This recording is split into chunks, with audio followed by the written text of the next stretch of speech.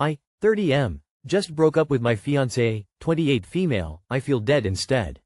I just broke up with my fiancée after close to 5 years of a relationship. We had our ups and downs, but I made the final call after what I believe was emotional cheating against me. I am writing this because I don't know if I did the right thing, or if I could have done something different. When I met her I was in a bad spot myself, didn't have my goals or values straight. Was partying a lot. This person made me grow as a person and way of thinking. We've had our ups and downs multiple times, but last half a year has been incredibly hard on me. I started studying in order to grow as a person, sort of an ultimatum given by my fiancée. My sister has been mentally ill after a long relationship leading to diagnosed alcoholism, possibly suicidal, etc. My grandma just passed away. Uncertainties in our relationship had arisen. We've had difficulties having a loving, intimate relationship for a bit with a sexless relationship. She took a new role in her job, making her work 12-14 hours on average 6 days per week. We've had issues with our intimacy for a longer time, and it makes me very insecure as a person, which has made me needy and more desperate for attention, as she calls it. This desire of closeness has led to her wanting to distance herself from me, which has led to her coming home at super late hours, 5 a.m., 6 a.m., once 9 a.m., and from last weekend Saturday to Sunday at 5 a.m. She works in the business of late hours. I don't want to get into much details, but sometimes her shifts ends around 1 a.m., 2 a.m. Past month my desperation has led to jealousy and questioning to what I have done wrong. I don't like what it has made me become. Past 3 weeks she has been getting very close to a male coworker, whereas they are privately texting, sending DMs and spending time alone together to talk about work and improvements that can be done. 3 weeks ago we had a situation where she came home at 9 a.m. after a staff party, knowing I have been home since 11 p.m. the day before.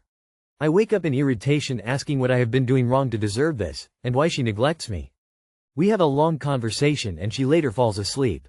15 minutes later she gets a text from this male coworker. Later that day we have a very big talk. I say I know how guys behave in situations.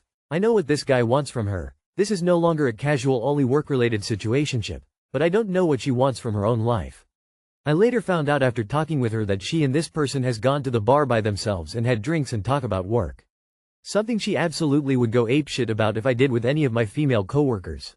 She says she wants a break to find herself. I personally don't believe in breaks.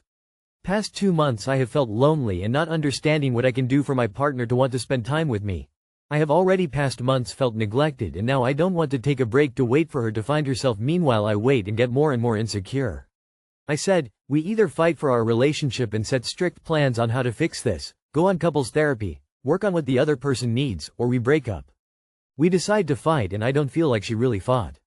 I have to be very direct with my feelings regarding my fiancée before a Redditor comments. Without knowing her, she would never physically cheat against me to my beliefs, but this kind of neglection and cold shouldering is something that hasn't happened before.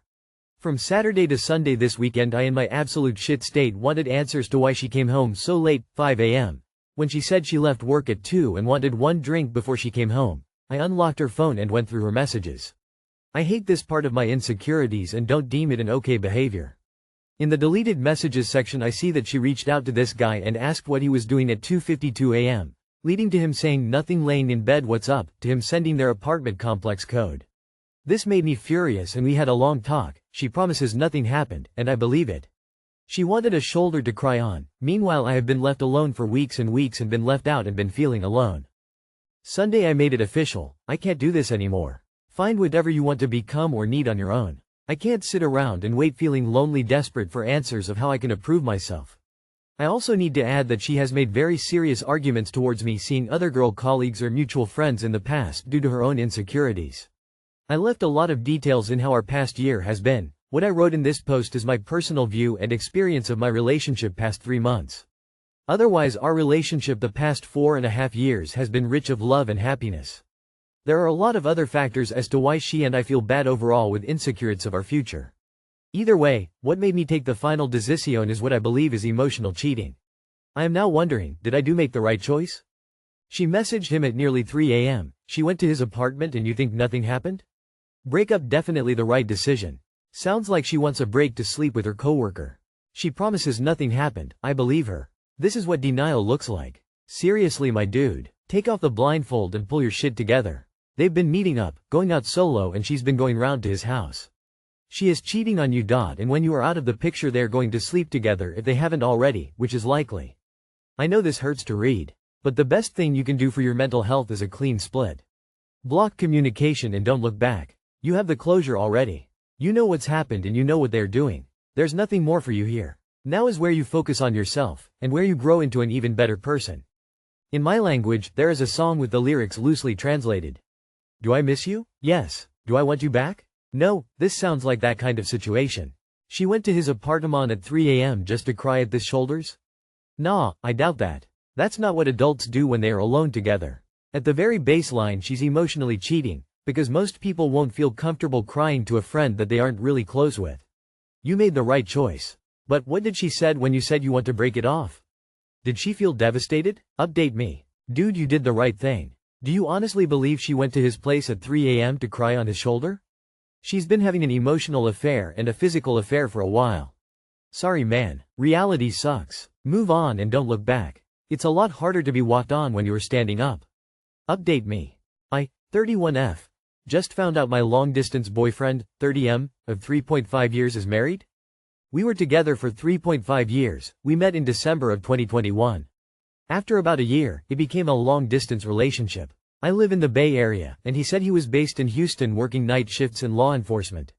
Despite the distance, we talked every day, saw each other frequently, and even had conversations about getting engaged and building a future together.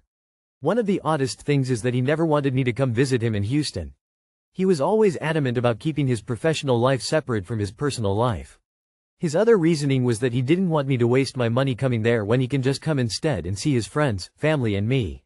He would fly to see me often, sometimes 3 times in just a couple of weeks. I always wondered how he could afford the frequent flights or take time off work so easily. He always had an explanation. He said he was switching shifts with coworkers. This was one thing I had always been suspicious about. Now I'm pretty confident he never lived in Houston. He made it up to make himself seem like he was a busy person. Yeah, a busy person who had a whole wife. But over time, little things stopped making sense. His job timeline kept changing. He told me he started with the police academy in January 2023, then said he got kicked out, and then said he was back in a different academy later that year. His stories didn't line up, but every time I questioned something, he made me feel like I was being dramatic or paranoid. So I tried to believe him. Last week, I found his LinkedIn profile. It listed completely different dates than what he told me. It also didn't mention anything about police work. When I brought it up, he brushed it off and said he created that profile while he was on leave from his actual job to pick up side gigs. He said it wasn't accurate. When I finally confronted him with what I found, he flipped it on me, said I didn't trust him, that I jumped to conclusions, and tried to make me feel guilty. He really had the audacity to tell me I didn't trust him. Then I found the truth, the bombshell. I came across an Instagram post from July 2022. It was a post about his wedding. His name was tagged. There were photos of him. It was his wedding, and he never told me. He got married in the middle of our relationship and continued to see me, travel to me, and plan a future with me like nothing happened. Now I'm looking at the relationship and the dynamics. When he was about to visit, the affection would ramp up. He'd call me, text me non-stop, say he missed me so much. Then after he'd see me, especially after we had sex, it was like I didn't exist. Communication would die down, and I was left feeling like I was the only one trying. Every time I questioned something, he'd make me feel like I was paranoid or overreacting. Eventually I started second-guessing myself, even when the facts didn't add up. I gave him everything. My loyalty, my love, my time. I trusted him when my gut told me not to. I let him twist things around and make me feel guilty for being suspicious. But I was never wrong. I was being lied to the entire time. He doesn't know I know. I don't know how I'll end it or if I should just outright block him without saying a word, make him spiral. I really want to make him regret he ever did this to me but don't know how. Or is it even worth it? Maybe I should just block and forget? ETA. I don't know who the wife is. The post I saw was his friend that posted a photo of himself and my ex-boyfriend. The photos didn't have his wife in it. I don't know who the wife is or what she looks like. Otherwise I would 100% tell her. Tell his wife, with receipts, and block his ass. He won't spiral over you blocking him. He is using you. Don't waste your time that way, inform that poor wife. And move. I would just disappear. Ghost 100%. He doesn't deserve a breakup or closure or anything. Let him sweat it out wondering if you've gone off the grid stalking him and getting ready to expose him. Obviously don't do that. Just hold your head high and live your life, but absolutely completely disappear to him. Tell his wife and never say a word to him. Send her receipts and then block him. I'm confused on how in the 3.5 years of dating this guy, you never did any background checks, no friending each other on social media, nothing, just vibes. This sounds like you thought you were in a relationship but he didn't see it that way and was playing in your face the whole time. But at any rate, block him and move on. The wife should be too hard to find. Search his friends list or his friends list.